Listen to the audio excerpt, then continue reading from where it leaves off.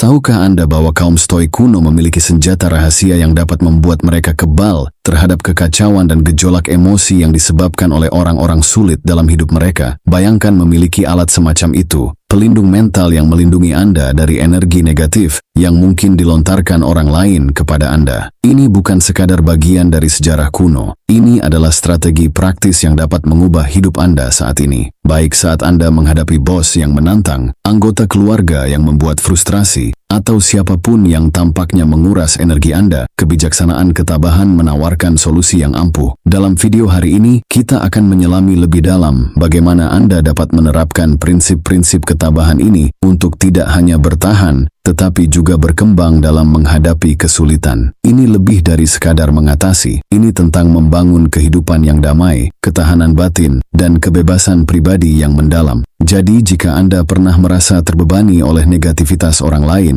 atau jika Anda hanya mencari kehidupan yang lebih tenang di dunia yang sibuk ini, Anda berada di tempat yang tepat. Mari kita mulai perjalanan ini bersama-sama, dipersenjatai dengan kebijaksanaan ketabahan yang tak lekang oleh waktu, dan membuka rahasia untuk menjaga ketenangan Anda, tidak peduli apapun yang terjadi dalam hidup Anda. Satu-satunya hal yang saya minta dari Anda adalah, jangan melewatkan video ini dengan cara apapun. Jika Anda di sini, anggap diri Anda berbeda dari mayoritas. Anggap diri Anda pengecualian. Sekarang bertindaklah seperti itu, dan jangan melewatkan bagian manapun dari konten ini. Meminimalkan peran narsisis dalam hidup Anda pada dasarnya adalah tentang menarik garis di pasir. Kita memutuskan seberapa banyak kita membiarkan kekuatan eksternal, khususnya seorang narsisis, memengaruhi kedamaian dan ketenangan batin kita. Marcus Aurelius pernah berkata, Anda memiliki kekuatan atas pikiran Anda, bukan peristiwa luar. Sadari hal ini, dan Anda akan menemukan kekuatan. Pernyataan ini sangat kuat ketika kita menghadapi tantangan dengan seorang narsisis. Ini mengingatkan kita bahwa kekuatan sejati kita terletak bukan dalam mengubah narsisis atau perilakunya yang seringkali berada di luar kendali kita, namun dalam mengubah cara kita merespons dan berhubungan dengan mereka. Dalam konteks menghadapi seorang narsisis, yang sebenarnya dapat kita kendalikan adalah reaksi, emosi, dan seberapa besar kondisi mental yang kita berikan kepada mereka. Ini bukan tugas yang mudah, terutama ketika emosi memuncak dan narsisis memainkan peran penting dalam hidup kita, baik itu sebagai anggota keluarga, pasangan, atau bahkan kolega. Seneca menawarkan kebijaksanaan yang melengkapi pendekatan ini. Kita lebih sering menderita dalam imajinasi daripada dalam kenyataan. Seringkali kecemasan dan kesusahan yang kita rasakan ketika berhadapan dengan seorang narsisis diperburuk oleh ketakutan dan harapan kita terhadap apa yang mungkin mereka katakan atau lakukan selanjutnya. Dengan menerapkan wawasan Seneca, kita belajar membedakan antara dampak sebenarnya dari tindakan mereka dan penderitaan tambahan yang kita ciptakan dalam pikiran kita. Hal ini tidak meremehkan tantangan yang ditimbulkan oleh seorang narsisis, melainkan memberdayakan kita untuk mendapatkan kembali ruang mental kita dengan berfokus pada kenyataan saat ini, bukan pada skenario terburuk. Mari kita uraikan sedikit. Bayangkan Anda sedang membawa ransel setiap hari, dan setiap interaksi negatif, setiap upaya manipulasi, setiap komentar menyakitkan dari narsisis menambahkan batu ke ransel ini. Berat itu melelahkan dan memperlambat Anda. Apa yang diajarkan oleh ketabahan kepada kita adalah bahwa kita memiliki kekuatan untuk berhenti menambahkan batu ke ransel kita. Kita tidak bisa mengubah narsisis, tapi kita bisa mengubah cara kita membiarkan tindakan mereka memengaruhi kita. Meminimalkan peran mereka dalam hidup kita dimulai dengan keputusan sadar untuk mengalihkan fokus. Ini berarti secara aktif berupaya mengarahkan pikiran dan energi kita ke hal-hal dan orang-orang yang mendorong kita ke arah aktivitas yang memberi kita kegembiraan dan kedamaian. Ini tentang menciptakan batasan, baik emosional maupun fisik, yang melindungi kesejahteraan kita. Hal ini mungkin melibatkan pembatasan interaksi kita dengan orang narsisis, mengubah sifat percakapan kita untuk menghindari memberi mereka amunisi untuk memengaruhi kita, atau dalam beberapa kasus, memutuskan hubungan secara keseluruhan. Namun penting untuk mengakui dampak emosional yang dapat ditimbulkan dari proses ini. Sikap tabah tidak berarti menekan perasaan kita, melainkan mengakui dan memahaminya, kemudian membuat keputusan rasional tentang bagaimana melanjutkannya. Jika Anda berurusan dengan orang tua atau saudara kandung yang narsis, Anda tidak hanya berurusan dengan individu yang bermasalah, Anda juga bergulat dengan hilangnya hubungan cinta suportif yang pantas Anda dapatkan. Ini adalah bentuk duka dan penting bagi Anda untuk membiarkan diri Anda menjalani proses ini, mencari terapi, menemukan hiburan dalam ekspresi kreatif seperti menulis atau melukis, dan bersandar pada teman-teman atau komunitas yang suportif. Langkah-langkah ini bukan hanya tentang menjauhi hal-hal negatif, namun bergerak menuju penyembuhan dan pertumbuhan. Dalam menerima ketabahan, kita belajar untuk fokus pada benteng batin kita, sebuah konsep yang mengacu pada tempat perlindungan batin kita berupa kedamaian dan ketahanan. Dengan meminimalkan peran narsisis dalam hidup kita, kita tidak bersikap acuh pada mereka. Kita memilih untuk memprioritaskan kesehatan mental dan kesejahteraan emosional kita. Kita memutuskan bahwa ketenangan pikiran kita adalah yang terpenting, dan kita tidak akan membiarkan siapapun mengganggunya.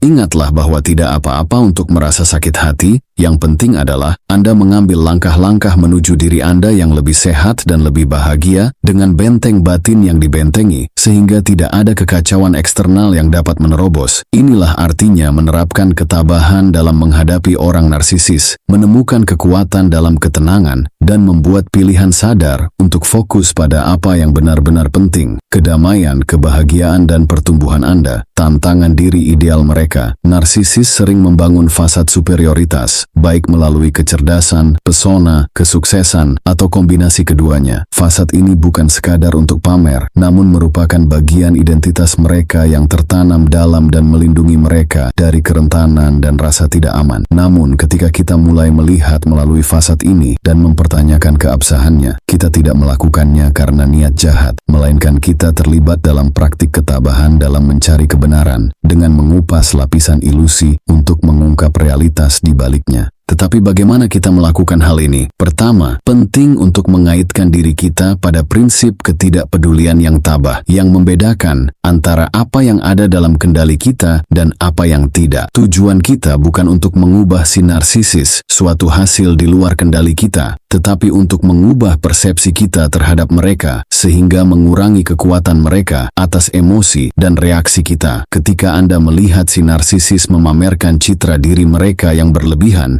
alih-alih secara langsung mengonfrontasinya atau mencoba merobeknya, Anda dapat memilih untuk secara halus mempertanyakan narasi mereka. Hal ini bisa sesederhana menanyakan, bagaimana Anda sampai pada kesimpulan tersebut? Atau, dapatkah Anda memberitahu saya lebih banyak tentang pertanyaan-pertanyaan yang diajukan dengan rasa ingin tahu yang tulus dan tanpa menghakimi, dapat mendorong narsisis dan orang-orang di sekitar mereka untuk merenungkan keaslian klaim mereka. Namun sangat penting untuk melakukan pendekatan dengan hati-hati dan penuh perhatian untuk memastikan keselamatan dan kesejahteraan Anda di atas segalanya. Filosofi ketabahan mengajarkan kita untuk tidak terlibat dalam konfrontasi yang mengganggu kedamaian batin kita. Ketenangan dan keseimbangan emosional harus dipertahankan, terlepas dari provokasi eksternal. Ini berarti mengetahui kapan harus terlibat dan kapan harus menarik diri, selalu memprioritaskan ketenangan kita sendiri. Dengan mengadopsi sikap keingintahuan yang tidak terikat,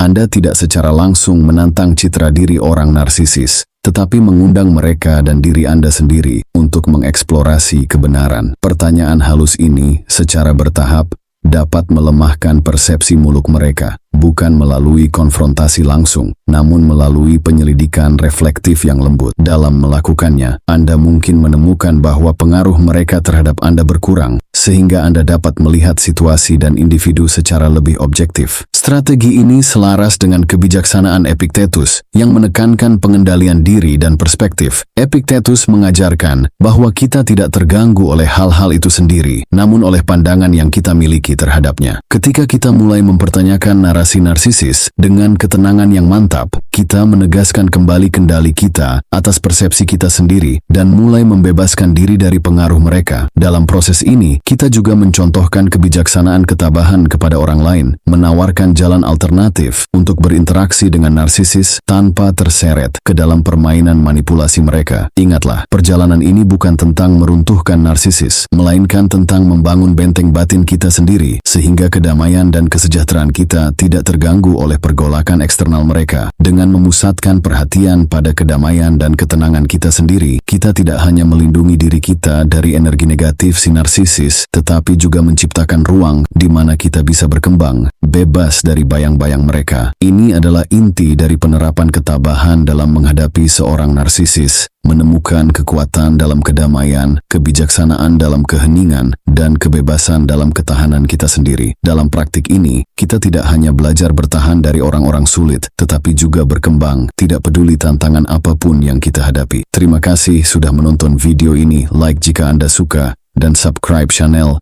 agar tidak ketinggalan video berikutnya. Sampai jumpa.